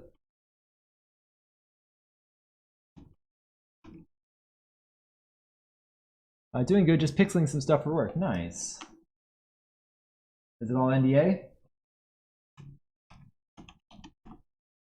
I like people who just, because UE5 can handle trillions of polygons, that's going to be the end of topology and stuff. They think they're going to export your character from ZBrush. Yeah, no. Of course. Oh yeah, of course it's NDA. Everything's NDA. Yeah, that's really like that's really nuts that people think that way. I hope that doesn't affect like when people are like, oh, just make a fucking model for $10. I'm sure it will. All right, yeah. So now I get this kind of like nice occlusion on the sides. That's a lot better. It's not just so flat. If I was doing something like flat shaded, I'd maybe just make this pure white. But that's not what I'm going for right now. Another thing I want to do is just for preview purposes, I like to create a little bit of a fake ping. So if I just bring down the eccentricity and then up the roll up, yeah, up the roll up, and I just kind of play around with it like that, and up this, oops, you can kind of get something fairly close. Get like a little bit of a ping. It's not perfect, but it's enough to say like, oh yeah, it's a little highlighted.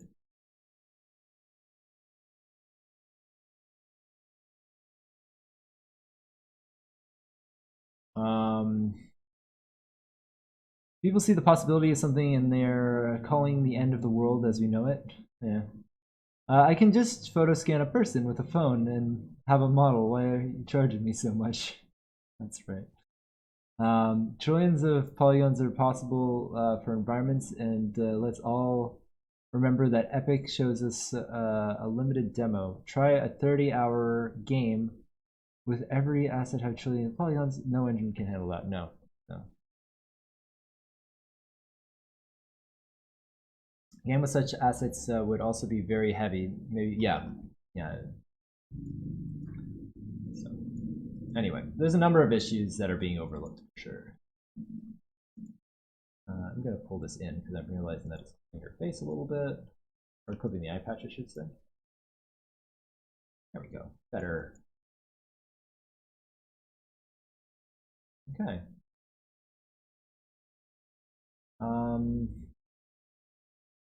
So what do you guys think? Do you think I should, do you want me to cover substance file setup today, or just do all substance stuff next week?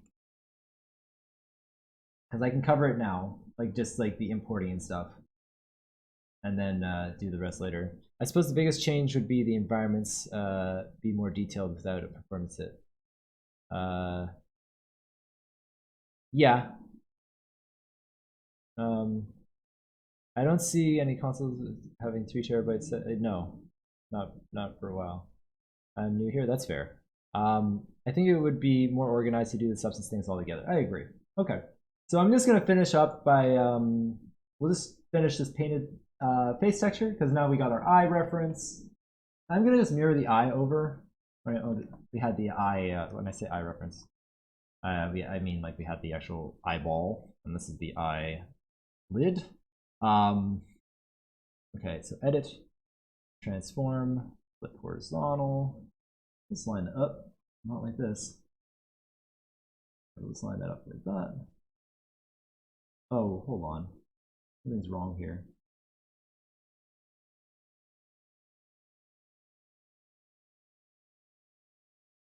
Is it?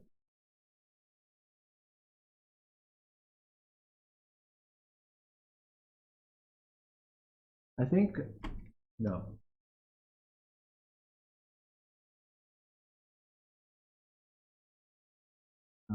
I think what I need to do is I need to add a little bit more dark here.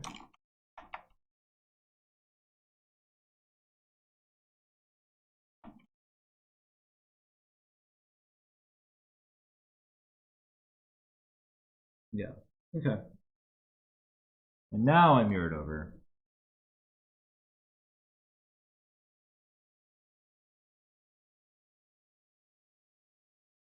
Cool. Save that.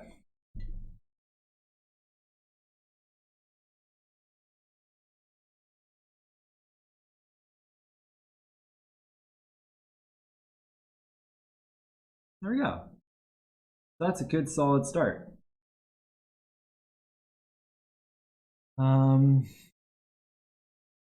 It's definitely epic, just trying to show off without any real practical uses outside a demo. I don't see anyone would need models without. Yeah. Showing off the upper limit of the engine, maybe. Yeah, it was like it's a publicity thing, right? They just want to get attention. That's fair. I mean, that's what anyone wants, really. Yeah. Okay, so cool. And I think when we do the substance stuff, I'm not going to obviously texture everything. But I will go in and do like a couple areas just to kind of show what the process is, and then go on from there. However, there is one more thing I want to show in Photoshop, which is just setting up a pattern ID mask. That's something that we'll need before we go into substance. The cape has a kind of pattern going around it, and we need to make that. So let's do that. That'll be the last thing.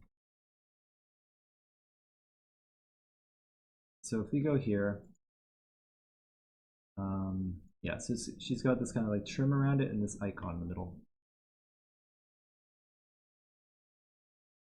So she streams on Wednesdays at 4:30 a.m. For me, it doesn't seem right. It's time change probably, because that is actually Tuesday at 7 p.m. for me.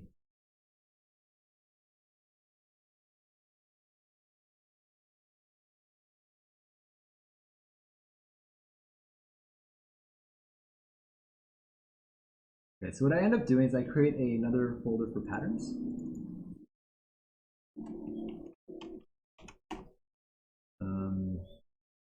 Okay, and I'm going to go in with my my vector tool here, and I'm going to create my lines around this. So we're going to go click. We're going to go up to about here. And this is going to be a little bit of back and forth. Front of the cape, yeah, just goes all the way around to the end there. Oops. I knew I pushed the wrong button. How it goes. Okay.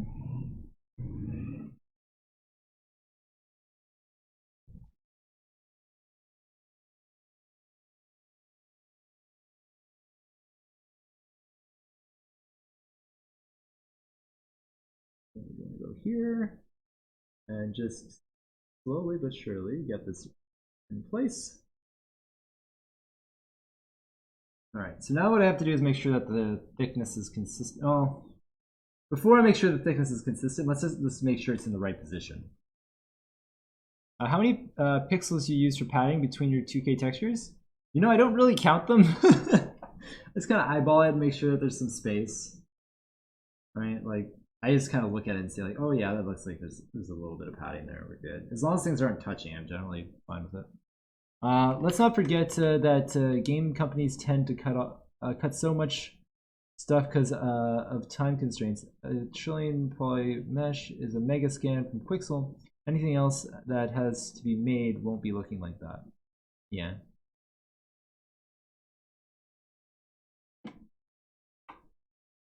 Yeah, there's a lot involved with that. For sure.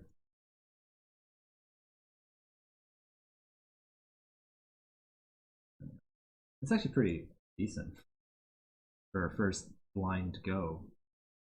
Like even with the thickness of the line changing in Photoshop, it's not really all that noticeable here. It's a little noticeable, but it's not crazy.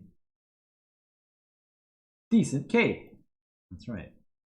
Decent.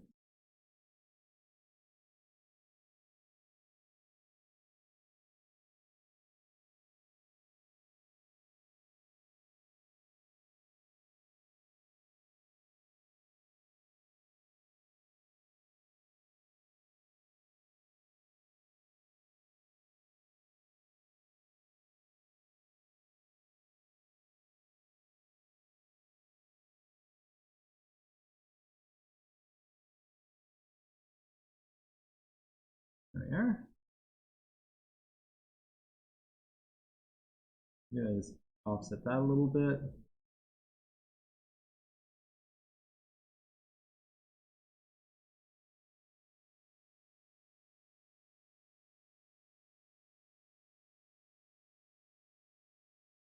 I'm gonna add, this is a bit of a too sharp of a cutoff.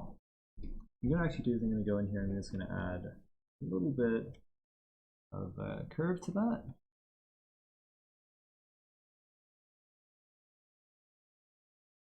Cool.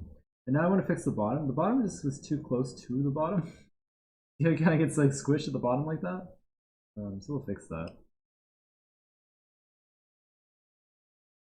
Oops. There we go. Also, I'm noticing that my line is not straight. So to fix that, there we go. Let's pull that up. Bump, bump, bump, bump, bump. Cool. Yeah, all right. Save that. Have a look in Maya. I think that was pretty all right. I feel like I might have to end up having to offset the bottom, unfortunately, because I was dumb and didn't make it straight. As you do. Okay. Yeah, so that was a little bit of a mistake on my part. This is another reason why I like to keep my UVs pretty straight, is for this reason, right? Because now I have this kind of weird offset, which is a little bit annoying to work with in the UVs. But that's okay. We you know, you make mistakes and you roll with it. So now what I got to do is add a little bit more to this. We're going to draw a straight line across. So, and we're just going to position this. And we're going to offset that like that. Okay. And then we're gonna have to add all these little triangles up the side because I hate myself, right? Because we like pain here, we're going to be creating a bunch of tiny triangles along the whole side of the cape. I do have Blender, yeah. I feel it's very important to have an understanding of all tools that are available to you. You never know what will work best for you for one, and you'll never know what people want you to use, right? So I've used Blender. I've created one character with it, but at least I've used it, so I have an understanding. I think that's all you really need.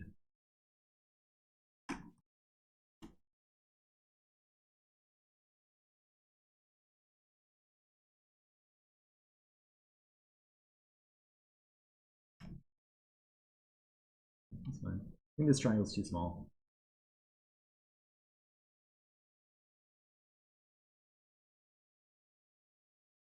Yeah, that'll do. Blender is free, why not? Yeah, but I've also used I've used Unreal, not Unreal. I've used 3D Coat as well. 3D Coat, not 3D Coat. Well, I have used 3D Coat, but I've also used 3ds Max. That's the one. I played around with that a little bit. Way back. When I was still a student, and I could use the student license. But it's like, I think it's important to kind of use different things and see what's available. I've used a number of engines too, like CryEngine, Torque, XNA, Unity, 3D, Unreal 3. I haven't used, and 4. I haven't used 5.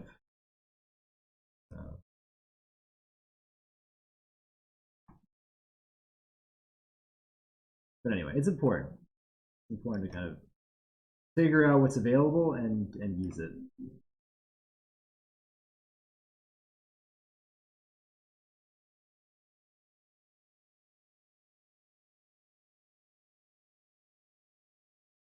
CryEngine was what a fitting name for an engine that makes you cry. That one was painful. CryEngine was very painful. I'm not gonna lie. I would not want to work with CryEngine again.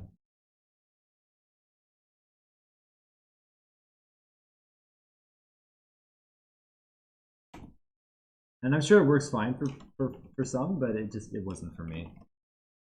But I think that's important, right? Like, giving things a chance and figuring out what works for you is very important. I wouldn't just say like, oh, everyone says it's bad, don't use it. Like, if you have the means to try a new tool, use it. Who cares? You might like it even if some other people don't. For instance, like, I don't really like working on Unreal, but lots of people love it, right?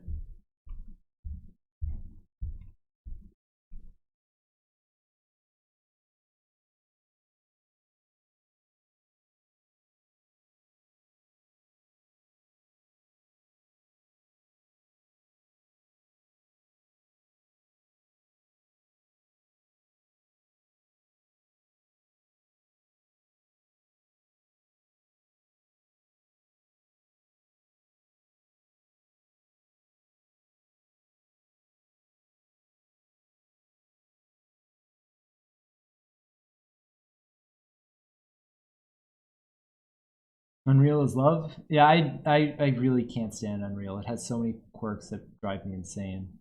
Unreal is almost Infinite Geo. My God. I don't know. Anything that's free, I love it. Fair. So one of the new things about Unreal is the possibility better animations and rigging. If Unreal ever gets a good modeling tool, I'm sure they will try to sell the possibility of making everything inside of Unreal. Yeah, and that's cool. I do like that. The rigging thing that they have in there is pretty neat. I haven't messed around with it, but it looks very cool. I think the power of doing that is that you can use some of the controls as opposed to like driving joints in a specific way, right?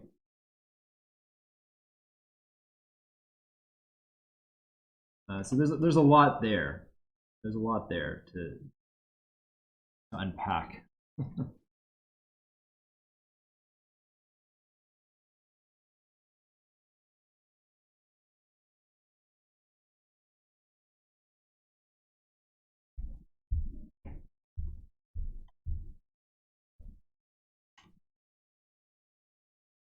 It's very cool. Like, I'm definitely not going to like, I don't think Unreal is bad. I just don't like working in it. That's like an important distinction, right? It's not about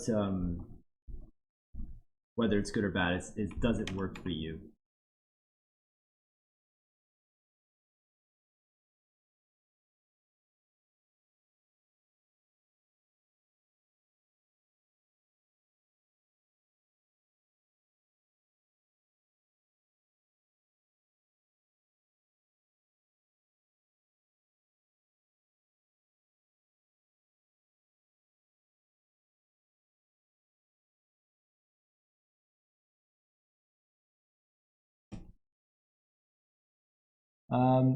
I still use Photoshop for pixel animation. Some people think I'm crazy, but it works for me. Yeah, exactly.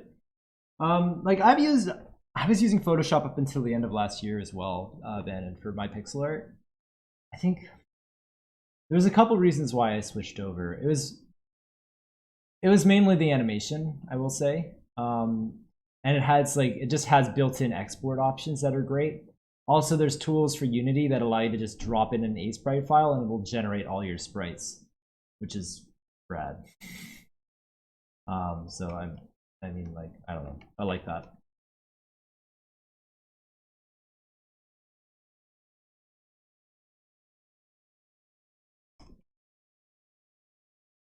Yeah, that's looking nice.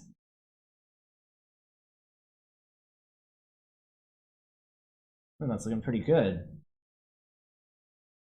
I just need that one logo on the back. And I also got to make the triangles go up the other side. I don't know if I like this one triangle that's kind of cut off at the top. Maybe I'll just remove it. I might just remove it. But maybe I'll try repositioning it first and see how I feel.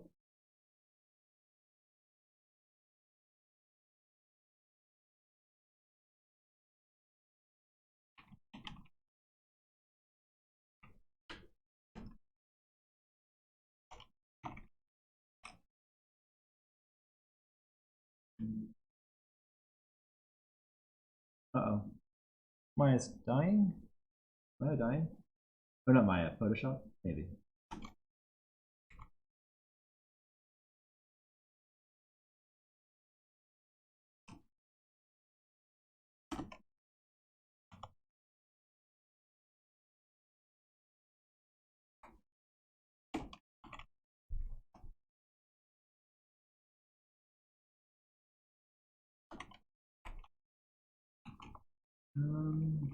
There we go.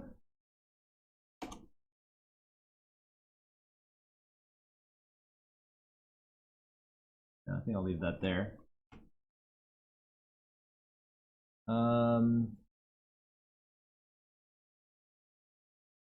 What software is that on your taskbar? The one with the carrot icon? Oh, that's VLC. VLC, not VLC. FL Studio for making music. Just imagine Blender ever becomes a paid program. There would literally be no reasonably free 3D packages available. Yeah. If I'm not good at drawing, will it be harder for me to do texturing? No. Sauce really into vitamin A. Yeah. Stop be making music too. I was trying. I'm not really good at it. I would like to be. I really love music. It's just a matter of time, right? Like I was trying to learn piano for a while, and then I just didn't put enough time into it. Like I was taking lessons, and then I felt really bad because like I wasn't practicing enough, right? And I was just wasting my teacher's time. So like, you know what? I'll stop until like I have time to sit down and do it properly.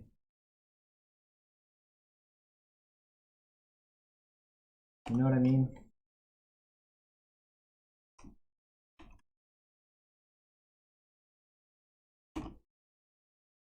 Music, you say? I'm recording an album. Not sure if I told you. You did not tell me. I knew you were playing some music because when you went back to see family. You were playing, and that's really cool. But I didn't know you were making an album. That's rad. I used to take guitar lessons and never practice on my own. I know how that feels. Yeah, yeah. So it's just like I don't know. I want to play, but I know if I'm honest with myself, like there's no way I'm gonna find time to just sit down and play. I have to do something else in order to make it plausible. I had to find a way to balance my life a little bit better, but that's for a later discussion. I'm sure lots of people have that issue.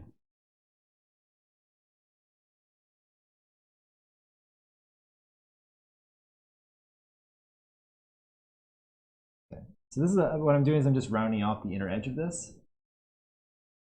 And what I do is I just create those, I just created extra points there, and then I deleted the interior corner.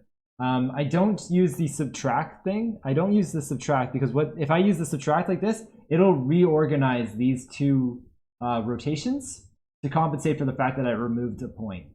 So instead what I do is I delete them and then recombine them. And that works a lot better.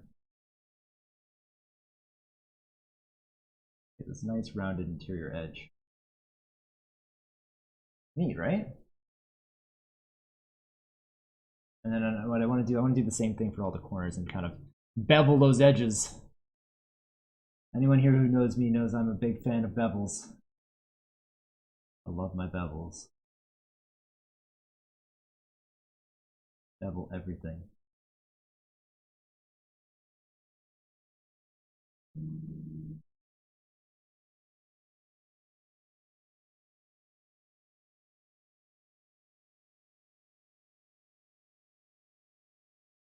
What I should have done was used a beveled rectangle before I made this. I'm realizing that would have been smarter, but I didn't. Too late now. It's okay. But yeah, I should have used a beveled rectangle. That would have been faster. But that's okay. We've done it. We're here. And this will feel a little bit more organic too because they're not perfect. There.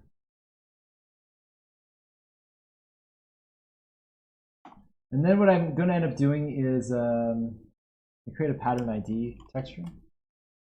And I'm going to group all of these together. I'm just going to say that, and this is Kate.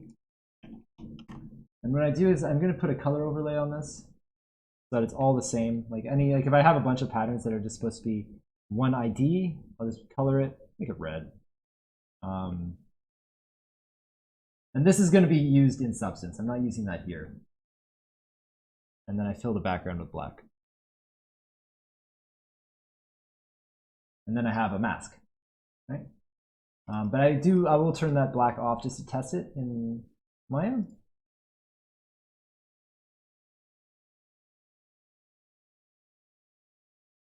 There we go. We did it. So we have a pattern, and I can use that mask in Substance. I think we got to a good point today. So next week, what we're going to be doing is we're going to bring all this stuff into Substance, and we're going to start texturing everything else. And we're going to bring it into Marmoset and start previewing it as we work. I like to bring things into Marmoset as in doing things in Substance because I always bring things back and forth between what I'm going to put my final render in, and my final render is going to be in Marmoset. So I kind of flip back and forth there. So I can kind of quickly preview it. So basically I'll export textures from Substance as I'm working just to see how things are looking in Marmoset. But we'll get into that next week. Did you get into graphic design? I never got into it, but I did do a little bit of it. Bevel's good. You have good taste? Yeah. I bevel everything at work, but my lead told me to remove them and get a good bake. That's weird. You get a better bake with them, but interesting. Thanks, time for the stream. Yeah, no worries. We're going to keep streaming for a while, but the workshop stuff is going to be done now. So anyone who's watching the VOD later, I hope you enjoyed watching this kind of early first step of the texturing process and got something out of it. But until next time, have a great week.